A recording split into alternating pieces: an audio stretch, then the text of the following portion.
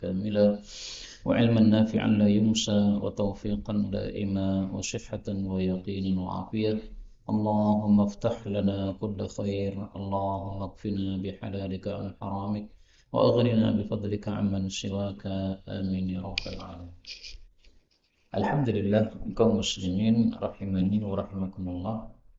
Kita lanjutkan pengajian kitab Al-Jami' As-Shaghir karya Al-Hafidh As-Suyuti rahimahullah ta'ala yang sudah wafat pada tahun 911 Hijriah, dan sekarang kita baca kitabnya tahun 1445 Hijriah.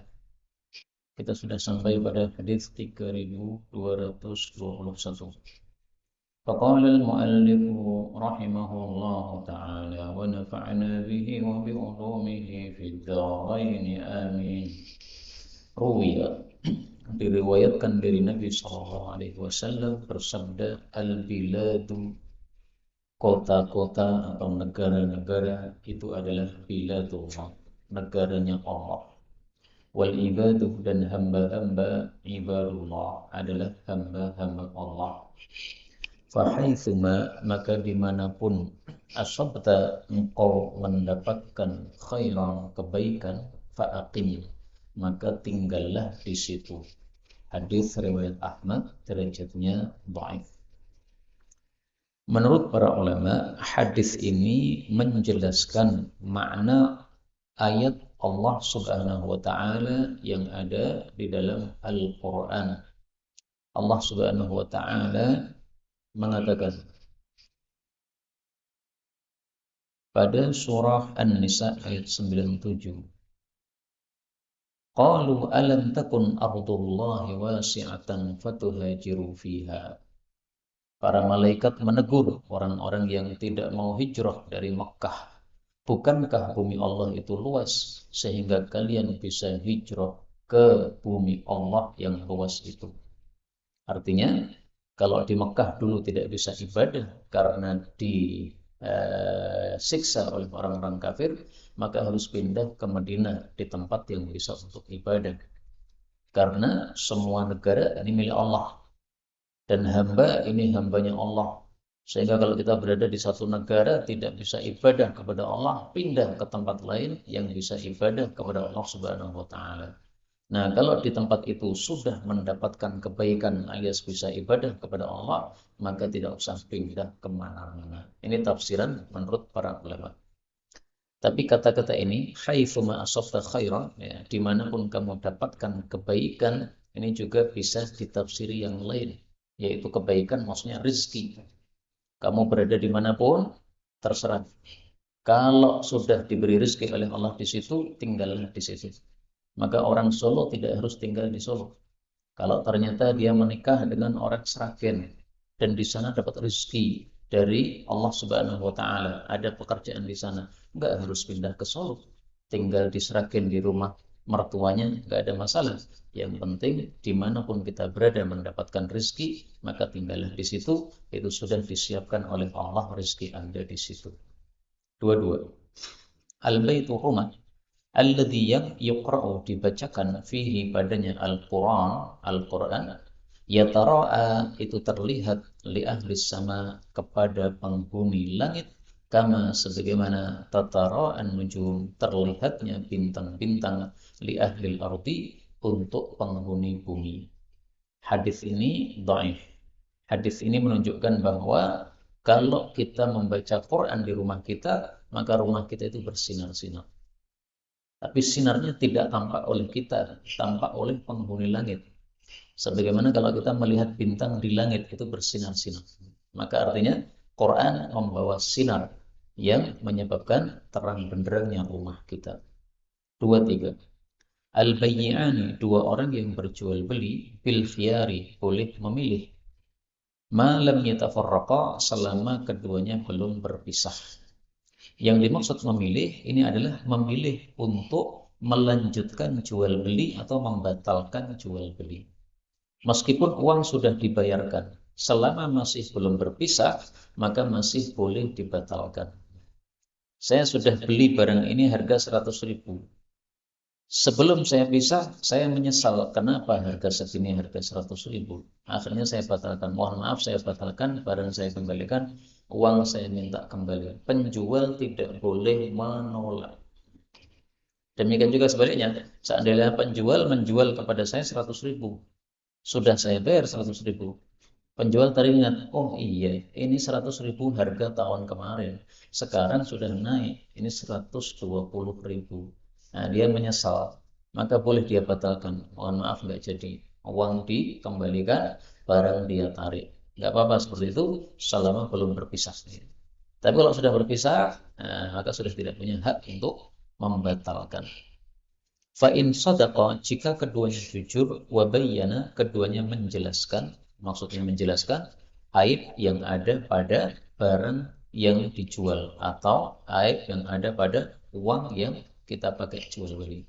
Maka burika diberkahi lahuma untuk keduanya fi bai'ihima pada jual beli keduanya. Wa in katama, kalau keduanya menyembunyikan, maksudnya menyembunyikan aib tadi. Wa kadzaba, dan keduanya berdusta, muhiqat, dihancurkanlah barakatu bai'ihima, berkah dari jual beli keduanya. Maka penjual harus jujur, pembeli juga harus jujur. Kalau dua-duanya jujur, maka dua-duanya akan dapat berkah. Kalau dua-duanya tidak jujur, maka dua-duanya tidak dapat berkah. Muncul pertanyaan, bagaimana kalau salah satunya tidak jujur? Ada dua pendapat ulama. Pendapat pertama mengatakan yang tidak dapat berkah adalah yang tidak jujur saja. Adapun yang jujur, dia tetap mendapatkan keberkahan. Dasarnya adalah la taziru waziratun wizra ukhra. Orang tidak menanggung dosanya orang yang lain. Pendapat yang kedua mengatakan dua-duanya tetap tidak mendapatkan berkah. Satu tidak mendapatkan berkah karena tidak jujurnya, yang satunya tidak mendapatkan berkah karena mau berjual beli, bermuamalah, bergaul dengan orang yang tidak jujur. Jangan bergaul kepada orang yang tidak jujur. Maka kita membeli kepada orang yang tidak jujur itu sudah salah. Orang tidak jujur kok kamu beli darinya, hindari. Ya. Orang jelek itu dihindari. Maka kalau nekat beli ke situ, akhirnya tidak dapat berkah juga. Dulu saya mengikuti pendapat pertama, tapi sekarang saya mengikuti pendapat kedua karena sudah pernah mengalami. Jadi setelah mengalami, saya rasakan, oh ternyata meskipun yang tidak jujur itu penjual, maka kita sebagai pembeli kena imbasnya, jadi tidak berkah juga. Terus berikutnya 424. Al-bayyani, dua orang yang berjual beli, idza ikhtalafa, kalau berselisih, fil bai'i, dalam masalah jual beli. Tarada, keduanya saling mengembalikan maksudnya membatalkan al-bai'a, jual beli tersebut.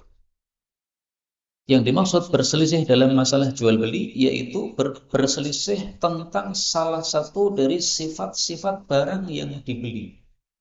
Misalnya nih, saya beli motor, saya menyebutkan sifat tertentu.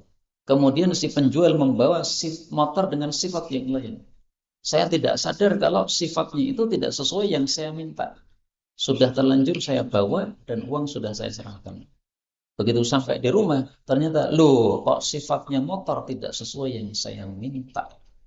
Nah, akhirnya saya kembalikan motor kepada si penjual. Penjual mengatakan, loh ini sudah sesuai sifat yang kamu minta. Saya bilang, enggak, sifat yang saya minta bukan yang kayak begini. Nah, akhirnya berselisih pendapat. Ya mungkin karena tidak ditulis, akhirnya terjadi perselisihan pendapat itu. Maka kalau pesan itu ditulis yang jelas, sifatnya apa motor yang kamu butuhkan itu. Sehingga nanti kalau berselisih, loh ini loh ada tulisannya. Nah, ini tidak ada buktinya, akhirnya berselisih. Berselisih gara-gara apa? Tidak ada bukti. Nah, untuk menyelesaikan masalah adalah keduanya saling mengembalikan. Saling mengembalikan artinya saya kembalikan motornya, penjual kembalikan uangnya. Itu dilakukan setelah keduanya sama-sama bersumpah. Demikian dijelaskan oleh para ulama. Saya bersumpah, demi Allah, saya tidak meminta sifat yang seperti ini. Si penjual juga bersumpah, demi Allah, saya sudah memberikan sifat yang sesuai yang dia minta. Dia yang salah, dia yang lupa. Nah, kalau saya sudah bersumpah, dia sudah bersumpah, berarti sama-sama kuatnya, maka akhirnya saling mengembalikan. Pertanyaan, bagaimana kalau barangnya sudah tidak ada? Barangnya kalau sudah tidak ada, maka cara mengembalikan adalah yang semisal dengannya. Misalnya motor nilainya berapa? 25 juta. Nah, berarti kembalikan 25 juta. Atau motor yang senilai dengan 25 juta itu. Itu menurut mayoritas para ulama rahimahumullah ta'ala. Tapi kalau menurut Abu Hanifah, kalau barang yang sudah tidak ada, maka yang dimenangkan adalah si pembeli. Saya sebagai pembeli, saya yang dimenangkan.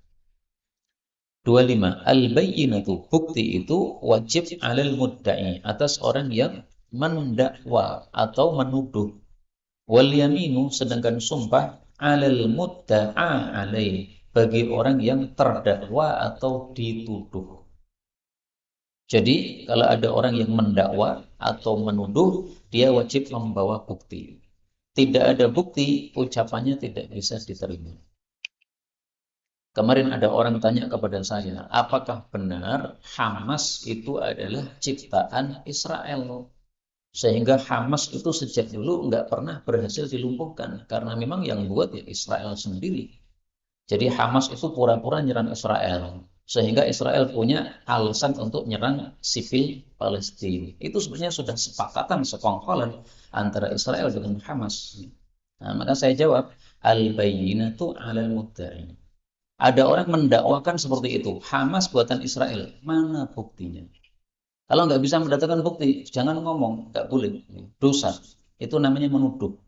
Menuduh itu termasuk buhtan, dosa besar. Buhtan itu menuduh, itu dosa besar. Nggak boleh. Kalau nggak bisa mendatangkan bukti, jangan ngomong. Nah, adapun yang terdakwa, ketika dia itu menolak dakwaan tadi, cukup menggunakan sumpah. Misalnya Hamas ditanya, apakah kamu buatan Israel? Nah, dia cukup mengatakan, demi Allah, kami bukan buatan Israel. Kami malah musuh Israel. Mereka kalau sudah sumpah seperti itu, sudah menang, sudah cukup. Mau bohong, mau tidak, bukan urusan kita. Pokoknya dia dimenangkan dari sisi hukum. Kalaupun seandainya bohong, itu urusannya dengan Allah Subhanahu wa Ta'ala. Karena ini urusan hukum yang ada di atas muka bumi, hukum zahir saja. Adapun hukum batin, maka Allah Subhanahu wa Ta'ala yang Maha Tahu. Bukti itu adalah hujjah yang kuat. Sementara sumpah ini adalah hujjah yang lemah. Kenapa pendakwa disuruh mendatangkan bukti yang merupakan hujjah yang kuat? Karena si pendakwa itu dalam kondisi lemah dia. Adapun terdakwa, dia dalam kondisi kuat.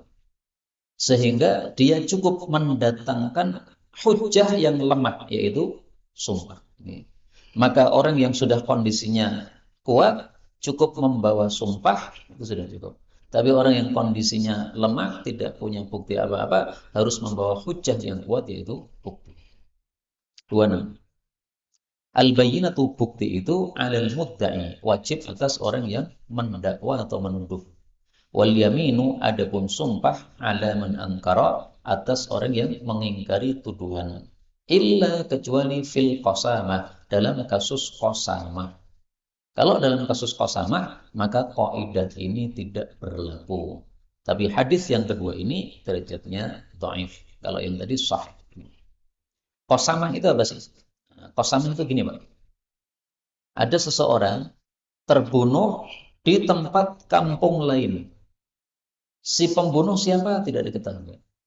Tapi karena terbunuhnya di kampung lain, berarti ya kira-kira si pembunuhnya adalah orang kampung itu. Maka keluarga korban kalau mau menuduh orang kampung ini cukup mengatakan, cukup menyampaikan 50 kali sumpah. Kumpulkan 50 orang dari kampungnya si korban untuk bersumpah. Demi Allah, keluarga kami telah dibunuh oleh orang kampung itu. Buktinya matinya bisa. Kalau sudah berani bersumpah 50 orang, maka mereka dimenangkan. Sehingga kampung yang dituduh tadi wajib membayar diat atau ganti rugi kepada keluarga korban. Ganti ruginya apa? 100 ekor unta.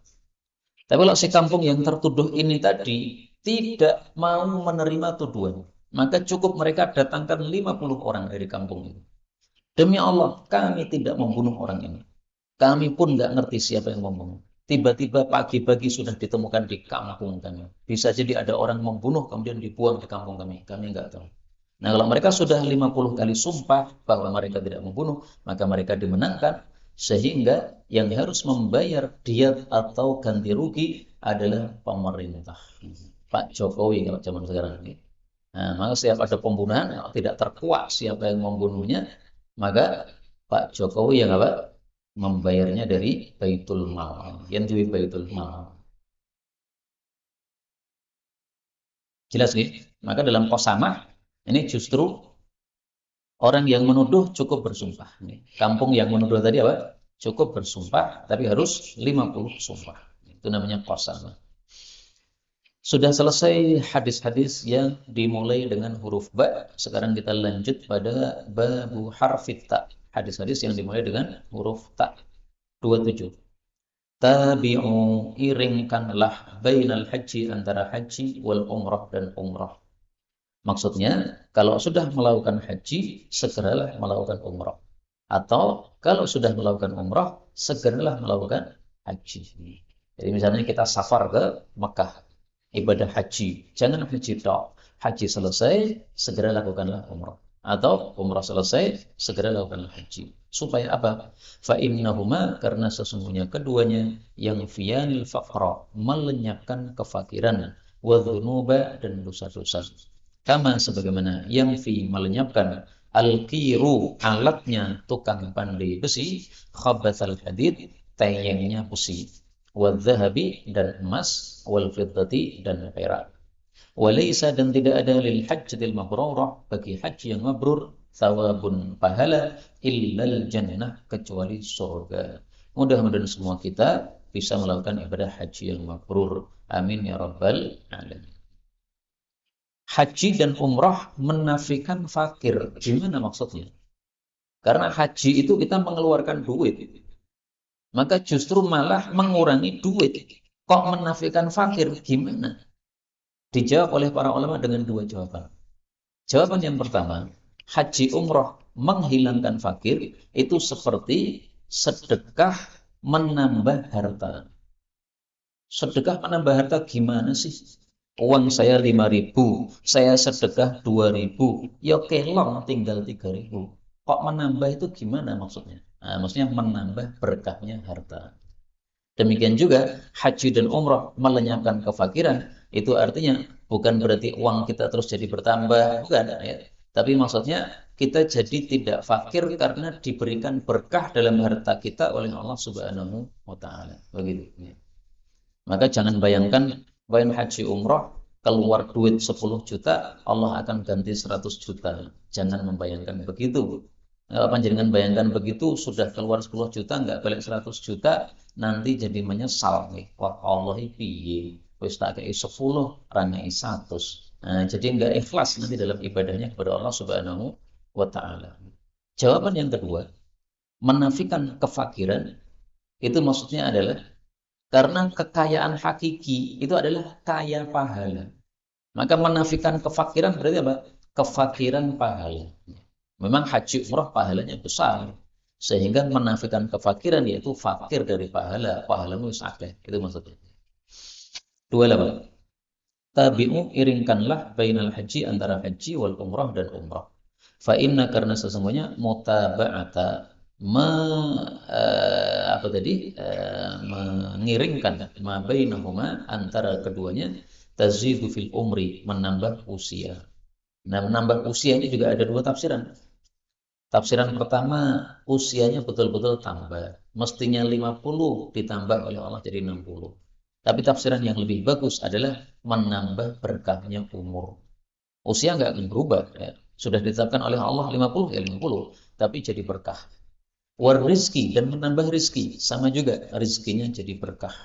Watanfidz dzunub, dan melenyapkan dosa-dosa, mim bani Adam, dari manusia, kama yang fil kiru khabathal hadid, sebagaimana alat tukang pandai besi menghilangkan tayangnya besi.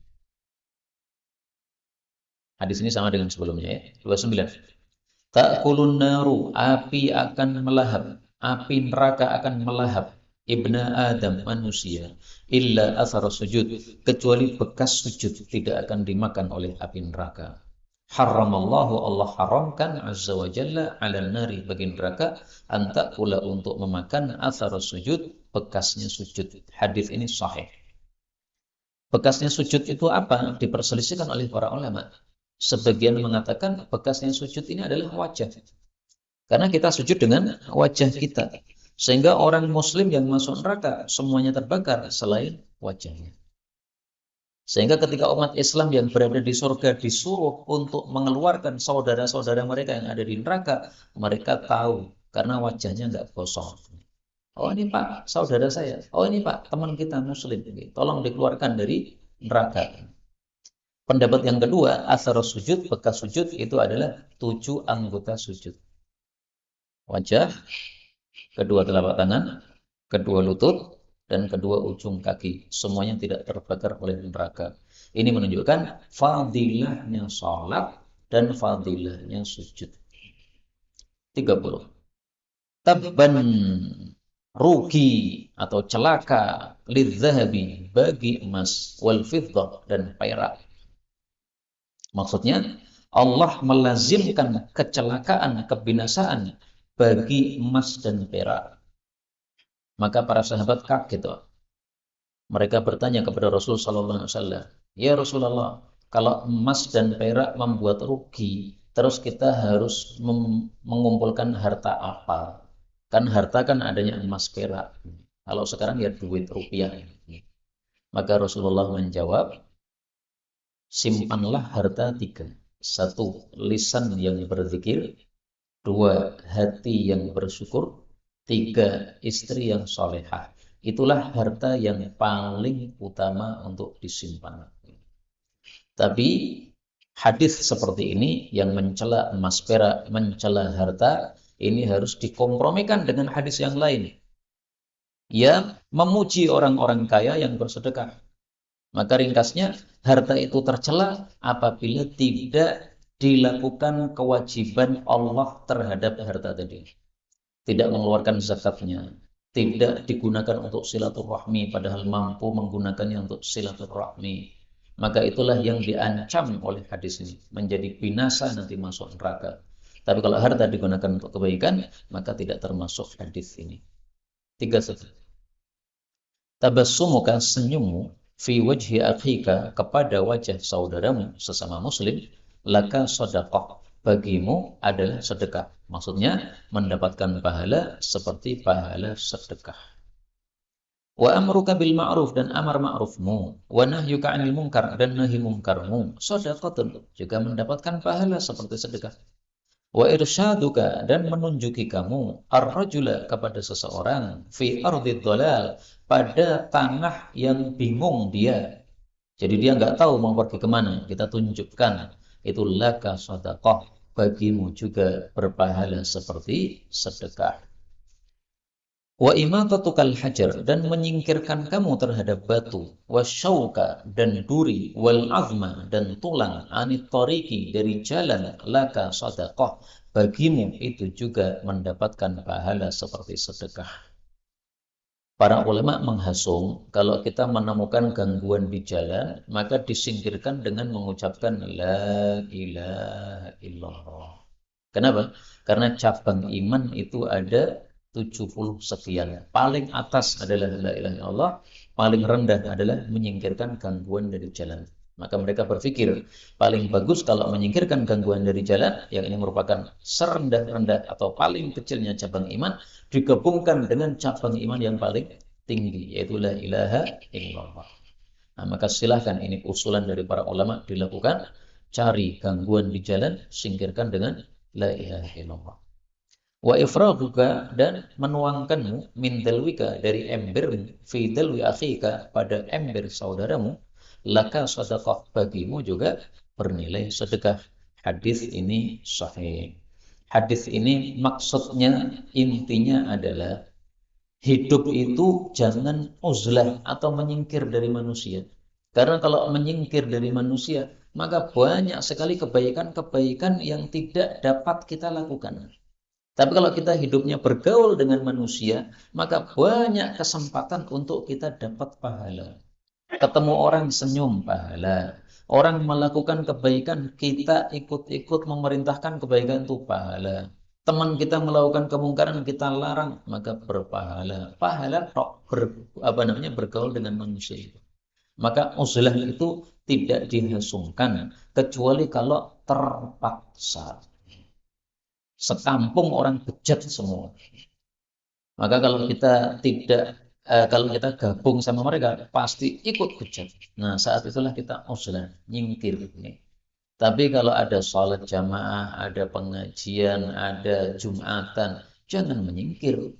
Malah justru kita gabung dalam kebaikan itu. 32. Tablughu sampai al-hilyatu perhiasan minal mu'min dari tubuh seorang mukmin haitsu di tempat yablughul wudu sampainya air wudu. Hadis riwayat Muslim sahih.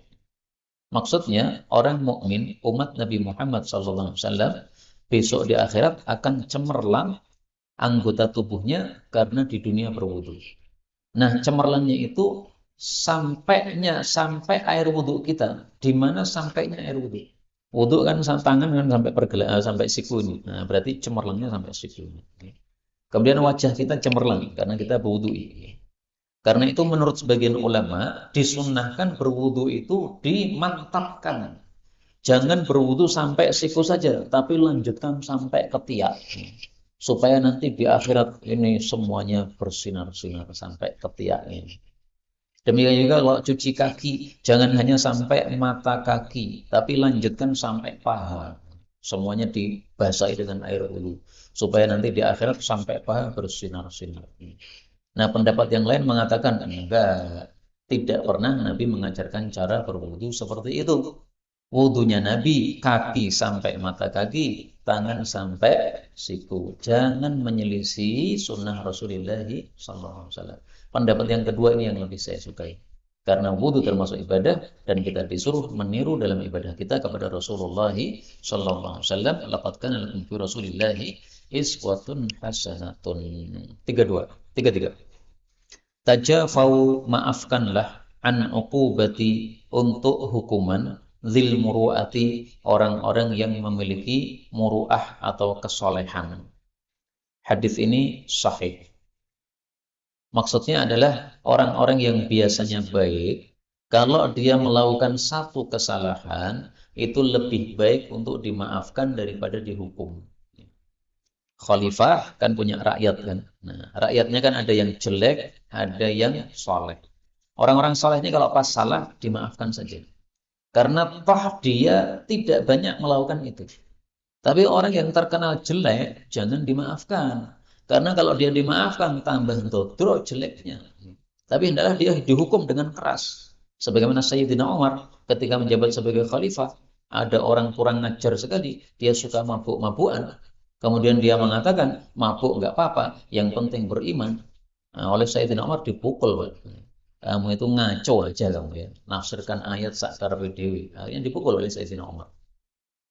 34. Tajafau maafkanlah an uqubati untuk hukuman zawil muru'ati orang-orang yang soleh. Illa kecuali fi haddin dalam masalah hukuman had min hududillah dari hukuman hadnya Allah Subhanahu wa ta'ala. Maksudnya adalah kalau hukuman had tidak boleh dimaafkan meskipun dia orang soleh. Ada seorang ustadz misalnya mencuri sampai nisab, dia potong tangannya. Ada seorang kiai misalnya, naudzubillah, berzina dengan santriwatinya misalnya. Atau anaknya kiai, karena dulu pernah viral kan, anaknya kiai katanya berzina dengan santriwatinya kiai. Nah, kalau terbukti berzina, ya dirajam atau dicambuk kalau dia belum menikah, dicambuk kalau sudah menikah dirajam. 35. Tajawazu maafkanlah an dzanbi dosanya as-sakhi orang yang dermawan. Kenapa? Fa innallaha ta'ala karena Allah Ta'ala akhidun memegang biyadihi tangannya orang dermawan. Kullama athara setiap kali dia tergelincir. Tergelincir maksudnya berbuat salah. Setiap kali dia berbuat salah, Allah pasti pegang tangannya, maksudnya Allah akan selamatkan dia sehingga dia meninggalkan perbuatan salah tersebut. Tapi hadis ini derajatnya dhaif. Tapi memang as-sakhi, orang yang dermawan, itu ada kaidah mengatakan gini, Pak. As-sakha'u yulhibu atau yughatti kulla aib. Dermawan itu menutupi segala aib. Orang kalau aibnya banyak, tapi calcul nyah-nyoh, itu nanti kesalahan-kesalahannya akan dimaafkan banyak orang, Pak. Serapopo Pak kayak ngono, yang penting dia masih ngasih aku duit. Nih. Akhirnya apa? Kesalahan-kesalahannya dia nggak peduli. Yang penting dia dermawan. Nah, itu terbukti dalam kehidupan. Tapi orang yang pelit, ya, meskipun dia kebaikannya banyak, keburukannya sedikit. Orang pasti akan ungkit-ungkit keburukannya tadi gara-gara pelitnya tersebut. Nah, maka as-sakha ya itu memang apa? Sikap yang sangat bagus sekali, dermawan itu termasuk sifatnya Allah Subhanahu wa taala. 36 tajawazu maafkanlah andan bisakhi dari dosanya orang dermawan. Wazillatil alim dan terpelesetnya seorang ulama. Terpeleset yaitu apa? Kesalahan. Wasatwatis sultan dan hukumannya seorang penguasa al-adil yang adil. Fa innallaha ta'ala karena sesungguhnya Allah Ta'ala akhidun biyadihim memegangi tangan mereka kullama athara setiap kali terpeleset afirun minhum seseorang yang terpeleset dari mereka. Artinya orang-orang ini ketika berbuat salah, berbuat dosa, Allah akan pegang tangannya diselamatkan dari dosa tadi dan dia menyadari kesalahannya dan meninggalkan dosa tersebut. Maka ini hadis meskipun dhaif ya, bicara tentang fadilahnya orang dermawan, fadilahnya para ulama, dan fadilahnya penguasa yang adil. 37. Tajawazu, maafkanlah. Lidawil muru'ah bagi orang-orang yang memiliki kesalehan an atharatihim dari kesalahan-kesalahan mereka. Fawalladhi nafsi biyadih, maka sungguh demi zat yang jiwaku di tangannya, maksudnya demi Allah. Inna sesungguhnya ahadahum salah satu mereka la ya'thuru sungguh terpeleset. Wa inna yadahu dan sesungguhnya tangan dia la fi yadillahi ta'ala sungguh ada di dalam tangannya Allah Ta'ala. Artinya Allah akan menyelamatkan dia dari kesalahannya tersebut. 38 tajibus salatu wajib salat yaitu salat 5 waktu alal ghulam bagi anak kecil idza aqala jika dia sudah berakal. Hadis ini dhaif. Dan yang benar adalah wajib salat bagi anak ketika dia sudah balik. Tapi kalau sudah berakal dan belum balik, maka bukan wajib salat. Tapi wajib bagi orang tuanya untuk menyuruh anak itu sholat. Kapan anak itu berakal? Disebutkan oleh para ulama, usia tamyiz itu adalah usia 7 tahun. Kalau anak sudah usia 7 tahun, wajib orang tuanya suruh anaknya sholat. Kalau orang tuanya tidak menyuruh anaknya sholat, yang berdosa orang tuanya. Anaknya nggak berdosa karena belum balik. Nah, nanti kalau sudah balik dan dia tidak sholat, maka anak itu juga dosa. Orang tuanya juga dosa karena tidak menyuruh. Wasaum dan wajib puasa idza ataqa kalau dia sudah mampu puasa. Ini juga dhaif. Yang benar anak kecil itu wajib puasa apabila sudah balik. Adapun belum balik kalau sudah mampu maka hanya wajib bagi orang tuanya untuk menyuruh puasa. Wal hududu dan hukuman had wasyahadatu dan persaksian idza talama apabila sudah balik. Maksudnya kalau dia sudah balik wajib ditegakkan hukuman had.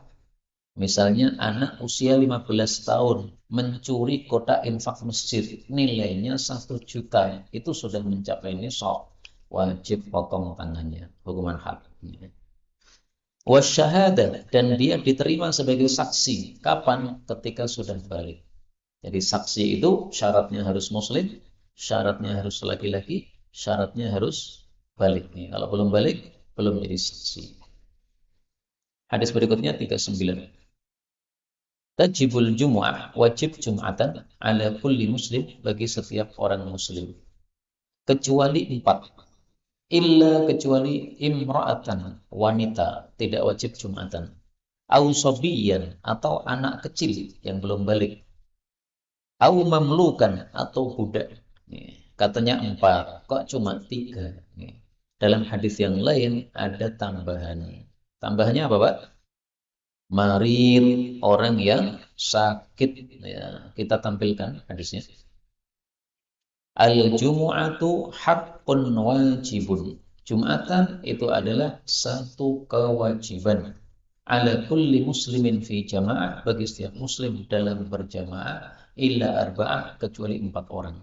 Budak, wanita, anak kecil, au maridun, atau orang sakit. Nah, ini tambahannya diriwayatkan oleh Abu Dawud, derajatnya sahih. Nah, maka saya tambahkan di sini ya, satu lagi yang tidak wajib Jumatan, yaitu adalah maridun, orang yang sakit. Tapi ada satu lagi yang tidak wajib Jumatan, tapi sunnah untuk tetap ikut Jumatan. Siapa? Musafir. Laisa ala musafirin jumu'atun. Tidak wajib bagi musafir untuk Jumatan. Hadis riwayat Tabarani sahih. Tetapi sunnah untuk Jumatan. Sehingga kalau kita sedang bersafar dan kita naik mobil milik sendiri, kemudian di tengah perjalanan ada azan Jumat, disunahkan kita turun di masjid tadi Jumatan. Seandainya tidak turun gimana? Wah, ini sudah hampir sampai, Pak. Sisa dilanjutkan aja. Tapi kalau kita lanjutkan perjalanan, akhirnya sampai tujuan, Jumatan sudah habis. Sampai sana sudah 1:30, gimana? Ya nggak berdosa. Karena memang musafir tidak wajib untuk Jumatan. Dia boleh melanjutkan safarnya. Tapi saya jujur ya, untuk musafir ini diperselisihkan oleh para ulama kalau dia mendengar azan Jumat. Orang safar tidak wajib Jumatan, tapi orang yang mendengar azan Jumat wajib Jumatan. Nah, sekarang pertanyaannya, bagaimana kalau safar tapi mendengar azan Jumat? Di situ berselisih. Sebagian ulama mengatakan namanya tetap musafir, berarti nggak wajib Jumatan. Sebagian mengatakan, oh enggak, ini yang dimenangkan, yang mendengar itu berarti wajib Jumatan. Saya ikut pendapat pertama, bahwasanya musafir tidak wajib Jumatan meskipun mendengar azan Jumat. Kenapa? Sama dengan yang lain tadi, perempuan mendengar azan Jumat, ya nggak wajib. Orang sakit meskipun mendengar azan Jumat juga tidak wajib. Berarti musafir juga sama. Tapi saya tampilkan di sini dalil yang mengatakan bahwa ala man sami'an nida, bagi yang mendengar Jumatan itu wajib datang. Al-Jum'atu Jumatan itu ala man sami'an nida, wajib bagi orang yang mendengar azan. Ini hadis riwayat Abu Dawud, derajatnya sahih ini. Maka kalau kita sedang safar dan kita mendengar azan Jumat dan kita mampu turun, maka paling bagus ya, supaya kita keluar dari perselisihan pendapat para ulama, silakan turun untuk Jumatan. Kita tambah satu hadis lagi.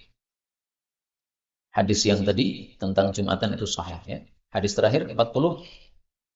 Tajidul mu'min, engkau mendapati orang beriman itu mujtahidan, sungguh-sungguh fi ma yutik, pada perkara yang dia mampu melakukan. Mutalaffifan, dia sedih ala ma la yutik, terhadap sesuatu yang dia tidak mampu melakukan. Hadis ini mursal. Mursal termasuk hadis yang dhaif. Maksud hadis ini adalah orang mukmin itu inginnya bisa melakukan semua kebaikan. Maka kalau dia tidak mampu melakukan kebaikan, susah.